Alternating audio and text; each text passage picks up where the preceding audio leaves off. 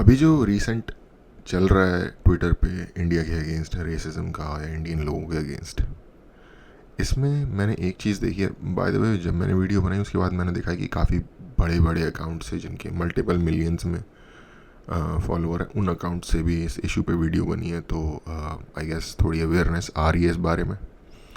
तो इस पूरे जो ये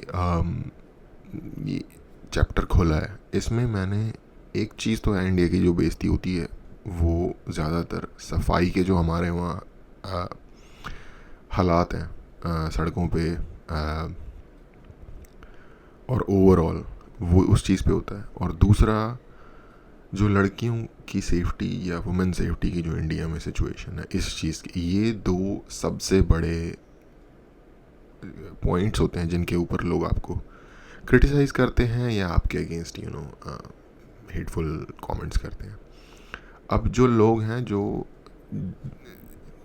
दे are just doing it for the sake of doing it, मज़ा ले रहे हैं इससे, वो तो कोई ना कोई रीज़न ढूंढ ही लेंगे, उनकी बात अलग है।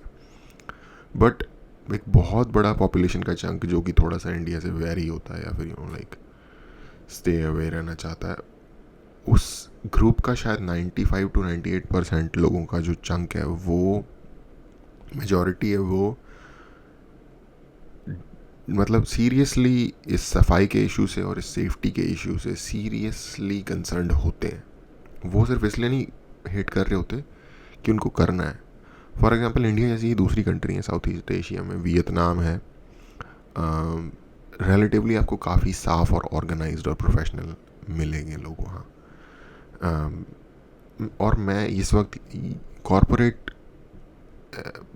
लाइक ऑफिसर्स, या ऑफिसर कहना गलत हो जाएगा, कॉरपोरेट में जो काम करने वाले लोग हैं या मिडिल क्लास या इवन लोअर या अपर मिडिल क्लास के जो लोग हैं, उनकी बात नहीं कर रहा। क्योंकि जो एक आम इंसान जो इंडिया आता है, आप सोच के देखो, वो इंडिया आएगा, एयरपोर्ट से होटल जाएगा, सबसे पहले एयरपोर्ट से बाहर निकलेगा, होटल जाएगा, वहाँ उसका एक टैक्सी चलाने वाले से सामना होगा, ठीक है।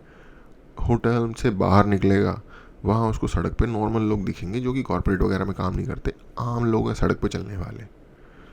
तो वो जो तबका है सोसाइटी का, एक व्यक्ति जो बाहर से आया है हमारे देश के, उसका सामना उस ज़्यादातर उस लोअर स्ट्रेटा से ही होता है, क्योंकि वो directly in front of your eyes है, ठीक है। तो इससे फ़र्क नहीं पड़ता कि हमारी कंट्री में इतने अच्छे अच्छे लोग कहते हैं कि अरे तुमको भी ये नहीं दिखाते, फॉरेन मीडिया को हम मैंने देखा है बहुत से लोग कहते हैं कि तुम हमेशा इंडिया को पुअर दिखाते हो, ये नहीं दिखाते, वो नहीं दिखाते, गुड़गांव देखो कितना अच्छा है, नवी मुंबई देखो कितना अच्छा है, इस तरीके की बातें। यार, नवी मुंबई या गुड़गांव में भी ना, मैं नवी मुंबई तो चलो फिर भी थोड़ा सा बेटर लगता है, मैंने बहुत अच्छे तरीके से नहीं देखा, बाहर बाहर से देखा है। गुड़गांव में मैंने अंदर जाके भी देखा है। गुड़गांव में अगर आपको सामने बहुत अच्छी बिल्डिंग दिख रही है ना, तो रोड के ऊपर एक बड़ा सा गड्ढा और गड्ढे में भरा हुआ पानी भी दिख जाएगा। कंस्ट्रक्शन हो रही है, कोई बैरिकेटिंग सही तरीके से किसी जगह हो रखी है, किसी जगह नहीं हो रखी। तो ये सिर्फ वो लोग बोलते हैं ये बातें जिन्होंने कभी खुद से बाहर जाके नहीं देखा कि मतलब बाहर किस तरीके से। भाई, बाहर हर जगह ही मैनिक्योर्ड होता है, समझ रहे हो।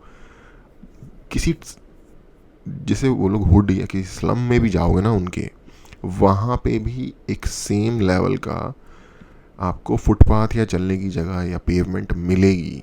उसके ऊपर घास उग गई है या कुछ और चीज़ हो गई है, उस सफाई इतनी अच्छी नहीं है, वो एक अलग बात है। बट जिस तरीके का हमारे यहाँ हालात होते हैं ना, ये आपको वहाँ के स्लम्स में भी नहीं देखने को मिलता, और इसलिए लोग हो जाते हैं शौक। तो जो आपको प्रॉब्लम को आइडेंटिफाई करने की कोशिश कर रहा है बिना किसी लाइक इनहेरेंट हेट के, उस व्यक्ति से हमें शायद इतना ज़्यादा परेशान होने की ज़रूरत नहीं है।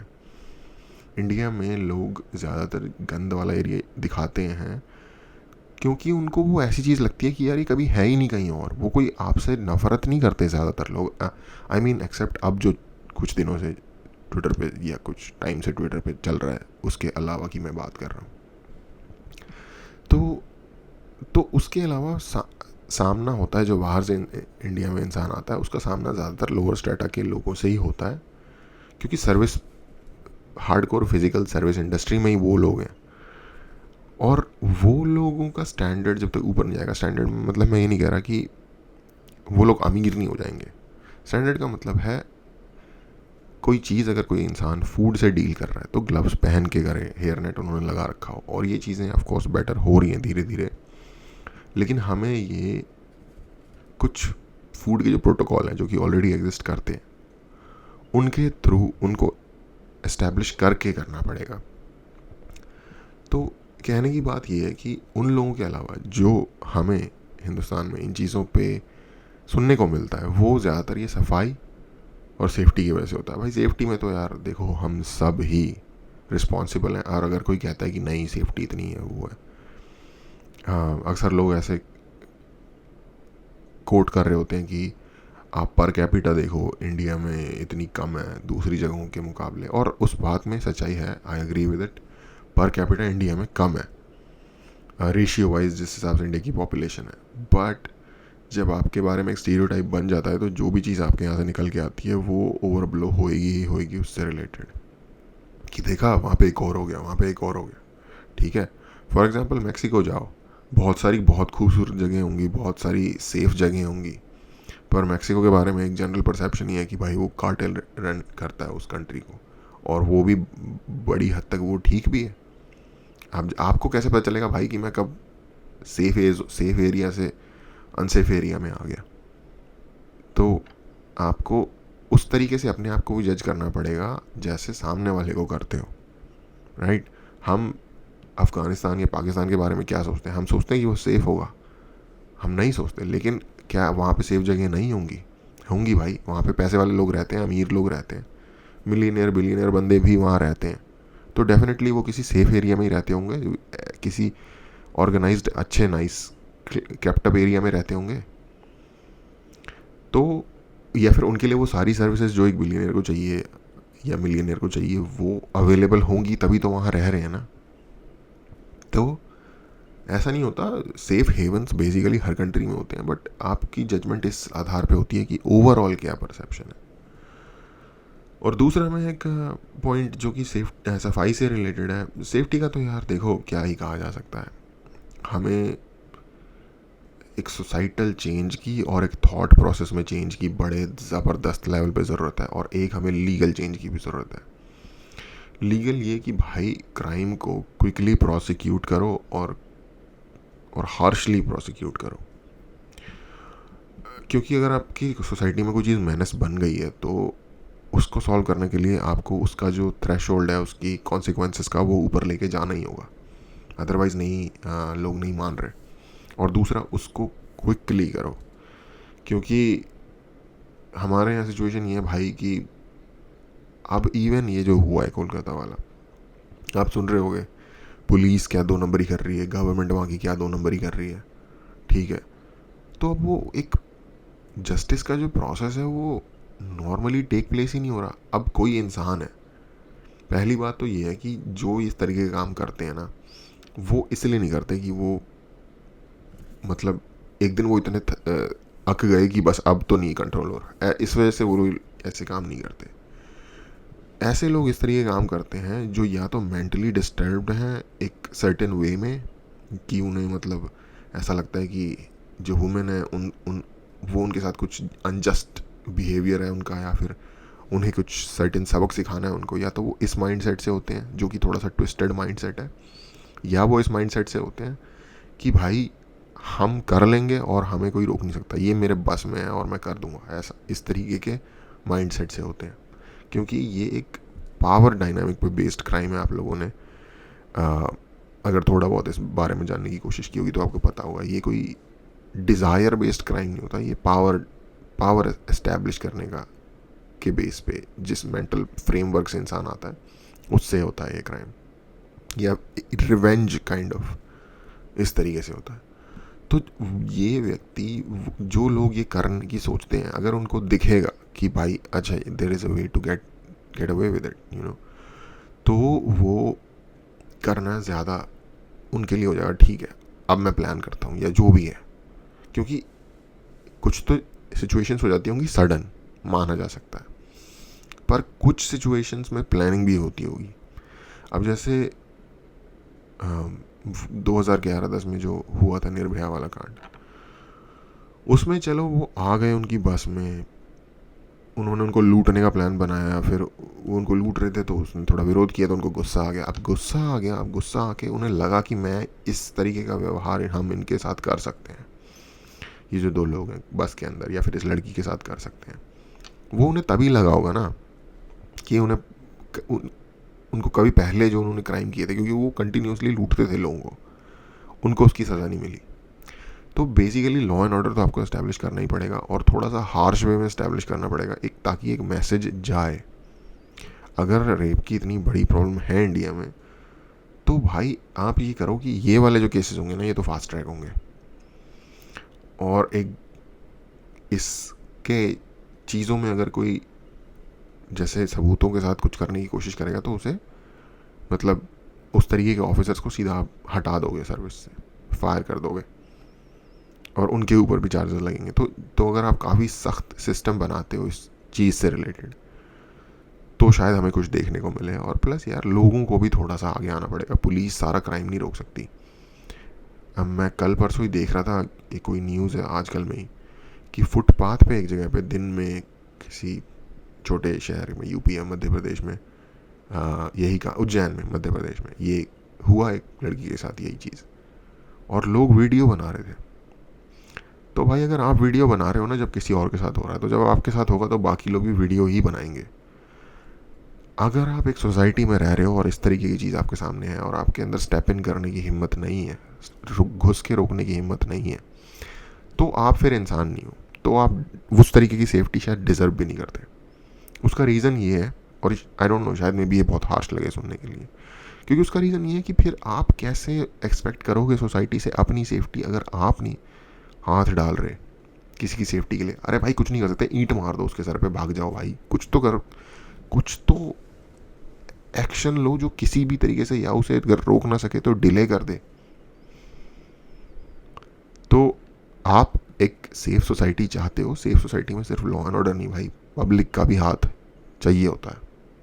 और पब्लिक हमारे यहाँ क्राइम होने के बाद ज़रूर पेल देती है लोगों को, इनफैक्ट लिंच कर देते हैं लोगों को, लेकिन जो कि अगेन एक दूसरी एक्सट्रीमिटी है। लेकिन ऐसे काम भी सुनने में आ जाते हैं कि यार रोड पे यार कोई आदमी नहीं पास हुआ होगा वहाँ से, कुछ लोग नहीं गए होंगे, लोग वीडियो बना रहे हैं। सोचो वीडियो बना रहा है कोई इंसान, क्या उसका क्या माइंडसेट से आ रहा होगा वो व्यक्ति। एनीवे, तो यस, थोड़ा सा कानून सरकार को सख्त होना पड़ेगा, और हाँ, और थोड़ा सा हमें भी ज़्यादा प्रोएक्टिव होना पड़ेगा एज सिटीजनरी, क्योंकि सारा क्राइम पुलिस के बस की बात नहीं है, और पुलिस का और सरकार का टू बी ऑनेस्ट कोई बहुत उनके अंदर उत्सुकता दिखती भी नहीं है इस चीज़ को रोकने की जल्दी से जल्दी। तो सेफ्टी तो ये है। और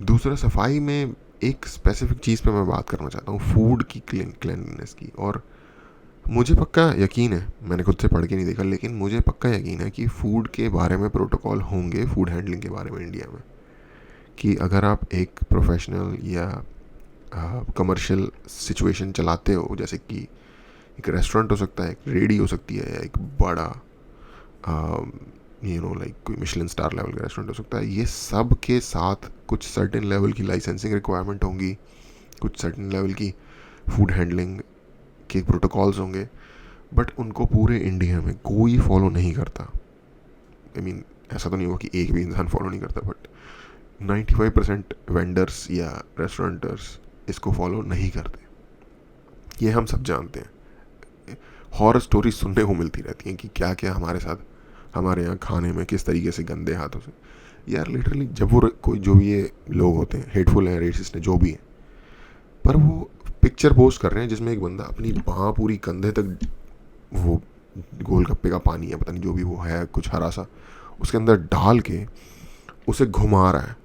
भाई एक लेडल या एक कुछ लंबे कुछ स्टेयर करने वाला कोई पदार्थ आता होगा, कोई कुछ आता होगा, टूल आता होगा, वो यूज़ नहीं कर रहे, वो अपनी पूरी पूरी बाँह दे रहे हैं। अब उसके कहाँ कहाँ क्या क्या जर्म है उसकी बॉडी में, यार ये आप खा पाओगे खुद? उस जगह जहाँ किसी ने गोलगप्पे के पानी के अंदर पूरा नहा के बाहर आ गया हो, जो वेंडर उसके अंदर से। नहीं यार। और वो व्यक्ति जहाँ, एक और चीज़ बेस्ट में भाई, वहाँ पे किस क्वालिटी का कैसा प्रोसेस खाना मिल रहा है ये बात अलग है, और ये मैं भी एग्री करता हूँ। But at least in front of the face जो फूड हैंडलिंग होती है वो बहुत प्रोफेशनल होती है।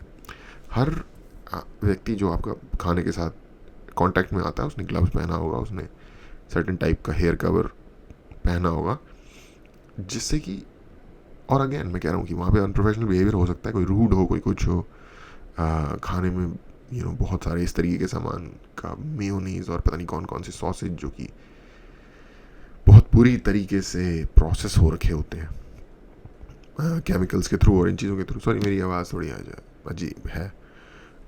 उनका प्रोडक्ट करते हैं और प्रोडक्ट का यूज़ करते हैं, और वो फूड शायद आपकी बॉडी के लिए अच्छा नहीं है, लेकिन आप ये नहीं कह पाओगे यार ये जो बना रहा है ना, इसके हाथों को देख के, इसकी हरकतों को देख के अब मैं नहीं खा सकता इस खाने को, ये आप नहीं कह पाओगे। तो हमें जो कुछ चीज़ें हैं, अब मान लो किसी ने बर्गर खाना, उसने खाना ही है ना, अब बर्गर को आप कैसे बेहतर बना सकते हो, हैं तरीके, बट फिर बर्गर रेट ऊपर चला जाएगा। बट एटलीस्ट हैंडलिंग को वो मैनेज कर सकते हैं क्लीनली। तो इंडिया में भी यही चीज़ है। आप अगर गोलगप्पे बेच रहे हो, गोलगप्पे हेल्थ के लिए बहुत बढ़िया नहीं है, लेकिन एटलीस्ट सफाई से बेच दो। और वेंडर्स तो खैर ये चीज़ क्या लाएंगे, ये कस्टमर्स को डिमांड करनी पड़ेगी।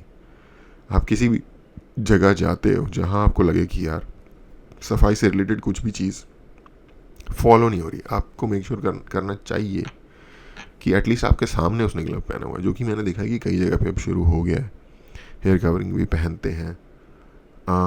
होपफुली यार वो बंदा भी थोड़ा देखने में भी साफ़ सफाई, ये नहीं कि पान चबा रहा है और उसके यहाँ से पान का वो निकल रहा है, गुटखा वटेवर जो भी है और वो थूक दे रहा है साइड में, और उसकी कुछ छींटें आपके खाने में भी चली जाती, राइट। तो ऐसा अगर ये सब चल रहा है तो आपको भाई उसको बोलना चाहिए नहीं यार मैं, और उसको मेरे ख्याल से ये ज़्यादा अच्छा होगा कि अगर आप जाके बोलो भाई देखो मेरा मूड था तेरे से लेने का, पर ये जो तू हरकतें कर रहे हैं ना मैं लूँगा नहीं तेरे से ये चीज़। और मुझे लगता है अगर इनफ लोग जाके उसे बोल देना, तो वो वेंडर, कोई भी इंसान हो यार, वहाँ पे धूप में खड़ा है या कहीं पे भी खड़ा है, पैसे कमाने के लिए खड़ा है, अगर उसको 10 बंदे आगे बोल देंगे भाई मैं लेने वाला था लेकिन तू जो ही कर रहा है इसकी वजह से नहीं लूँगा, तो वो चेंज ले आएगा भाई। क्योंकि जब ये लोग इतनी मेहनत टेस्ट बेटर करने में कर सकते हैं, दूसरी चीज़ों में प्रेजेंटेशन में कर सकते हैं, तो भाई क्लीनलीनेस में भी कर सकते हैं। हमारे यहाँ एक और ये प्रॉब्लम भी है कि अगेन थोड़ा सा ब्लेम जनता पे जाता है कि हम डिमांड भी नहीं करते इस लेवल की क्लीनलीनेस। जहाँ थोड़ा पैसा खर्च होता है, जहाँ जैसे मान लो किसी अच्छे रेस्टोरेंट में जाओ, ठीक है, जैसे हल्दीराम वगैरह, वहाँ पे एक प्रोटोकॉल है उसे फॉलो कर रहे हैं, वहाँ पैसे खर्च होते हैं, शायद लोग डिमांड भी करते हैं। बट स्ट्रीट वेंडर से भी हम कर सकते हैं डिमांड यार। स्ट्रीट वेंडर को बोलो भाई आप 1 रुपये 2 रुपये जो भी कॉस्ट है वो ऐड कर दो फूड के अंदर, और आप बस इस तरीके से इसे करो यूज़ की एटलीस्ट ये नहीं है कि आपका हाथ जा रहा है चीज़ों के अंदर। ये मेरी अंडरस्टैंडिंग है। आई डोंट नो, अगर कोई व्यक्ति ये सोचे कि यार मुझे फ़र्क नहीं पड़ता, मैं तो जर्म्स की पूरी नदी पी सकता हूँ, बट 2-3 रुपये कम देने पड़े, अगर वो है तो फिर नहीं कुछ हो सकता फिर ट्विटर पे ऐसे ही कैंपेन चलेंगे हमारे खिलाफ। तो देख लो यार आप लोगों को क्या पसंद है।